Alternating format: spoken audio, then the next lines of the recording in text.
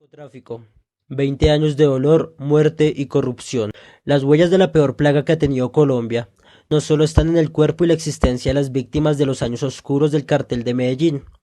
Más de 46 millones de personas hoy siguen marcadas directa o indirectamente por un fenómeno criminal que dejó cerca de 20.000 víctimas. Más de 10.000 millones de dólares empleados en su erradicación en las últimas 3 décadas y una estigmatización mundial difícil de anular. El país ha dado largas y devastadoras o gloriosas batallas, pero aún no gana la guerra. El hombre que arrodilló a un país. Era el año de 1981. En ese momento, Pablo Escobar Gaviria avanzaba en el afianzamiento de un emporio criminal que tuvo como epicentro la ciudad de Medellín, donde vivía con su familia. Las primeras manifestaciones del narcotráfico se habían dado en Colombia en los años 60, con la llamada Bonanza Marimbera, focalizada en la costa Caribe, pero con repercusiones en todo el país y un punto importante de expendio de marihuana en Cali.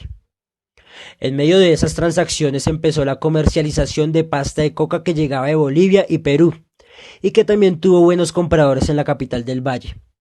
Allí fue realmente donde empezó a forjarse el negocio clandestinamente, así como el tráfico hacia los Estados Unidos. La demanda permitió consolidar las primeras rutas con personas que movían la droga por los aeropuertos, sin mayores inconvenientes. El patrón, como lo llamaban con respeto sus subalternos, creó un modelo sicarial que hoy se mantiene reclutando a los jóvenes de las barriadas populares de Medellín. Documentar la guerra hacia el narcotráfico.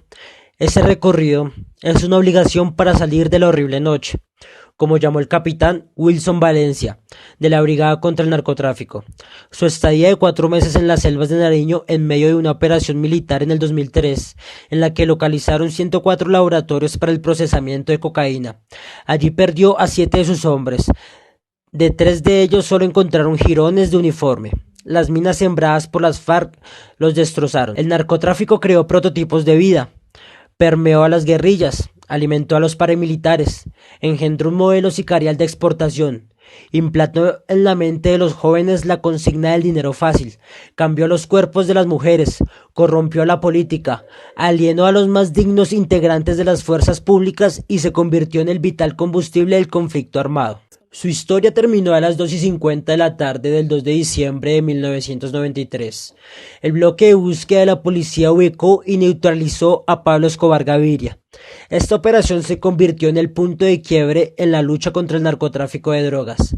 La caída del jefe de la organización narcotraficante más tenebrosa demostró que ninguno de los capos o estructuras eran imbatibles. Durante 31 años, la Policía Nacional, con apoyo de las fuerzas militares, la Fiscalía y otras instituciones, ha liderado la lucha contra el narcotráfico.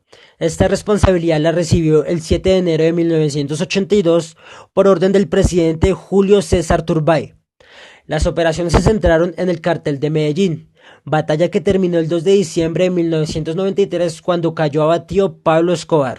En su estrategia de guerra incluyeron en el 2006 un ataque sistemático contra la erradicación manual de cultivos ilícitos que en ese momento empezaba a probarse en Vistahermosa Meta. En la medición del 2011 del Sistema Integrado de Monitoreo de Cultivos Ilícitos, las FARC mantenían el monopolio del narcotráfico en 108 municipios de 17 departamentos, a través de 78 estructuras de su organización.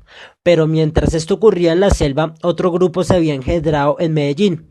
Era una combinación de los rezagos del cartel de Escobar, sus antiguos sicarios y los paramilitares desmovilizados, la oficina de Envigado. A su vez, los paras sembraban terror con la complicidad soterrada de muchas autoridades. Las Autodefensas Unidas de Colombia, AUC, surgieron, según su justificación, como un grupo que frenaría los desmanes de la guerrilla. Los hermanos Castaño Gil las concentraron, pero además reclutaron para sus ejércitos ilegales a los peores asesinos, así como exintegrantes de la fuerza pública. Entre el 2003 y el 2006, con el gobierno de Álvaro Uribe, se da al desarme de las autodefensas. Sin embargo, a finales del 2007, varias investigaciones dejaron al descubierto que los jefes paramilitares seguían traficando y delinquiendo desde la cárcel. Así, el 13 de mayo del 2008, 14 de ellos fueron extraditados a Estados Unidos, donde continúan pagando condenas de hasta 30 años. pero algunos, antes de irse a prisión, dejaron montadas organizaciones denominadas bandas criminales, que hoy siguen intimidando y controlando las rutas como los suradeños. El panorama pareció despejarse, los poderosos capos de la mafia, de los paras y de la guerrilla cayeron, los grandes carteles desaparecieron, la incautación de droga aumentó, pero también bajaron los cultivos y la siembra de coca. Colombia se convirtió en el modelo de lucha contra las drogas en todo el mundo y su policía hoy capacita uniformados de más de 15 instituciones de América, Europa y África. El narcotráfico se convirtió en la gran amenaza del siglo XXI. Es el crimen transnacional que llevó a las Américas a unir esfuerzos para enfrentarlo. La guerra nos ha ganado pese a haber coronado centenares de batallas. Ahora hay nuevos desafíos y el delito se transformó y adaptó a las estrategias policiales. Hoy el microtráfico y el consumo interno son los retos